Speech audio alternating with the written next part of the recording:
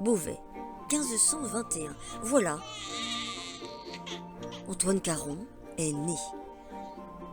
Beauvais, quelques années plus tard, Antoine Caron se forme à l'art.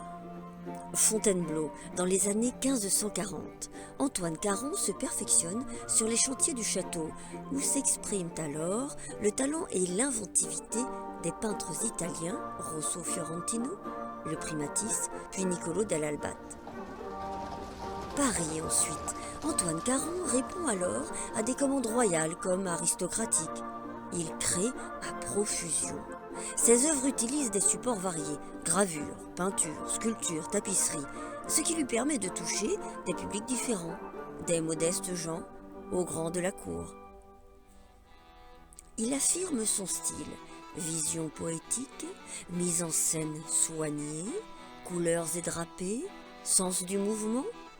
En 1566, les massacres du Triumvirat. C'est son œuvre maîtresse, dit-on.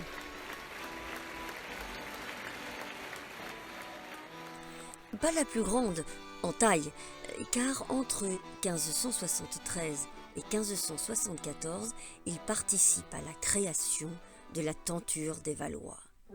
8 tapisseries de fils de laine, de soie, d'or et d'argent, de 140 mètres carrés. Vraisemblablement une commande de Catherine de Médicis. Une œuvre d'art, certes, mais aussi un outil de communication politique.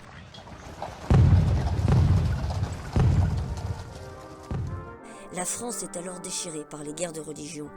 Malgré la discorde royale, Catherine veut afficher l'unité du royaume. Sur ces tapisseries, des portraits des membres de la royauté et de la cour posant devant la retranscription imagée des fabuleuses fêtes que Catherine donnait.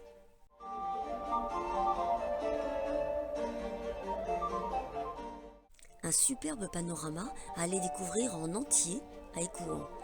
En entier, car c'est la première fois depuis 1589 que toutes les tapisseries sont rassemblées.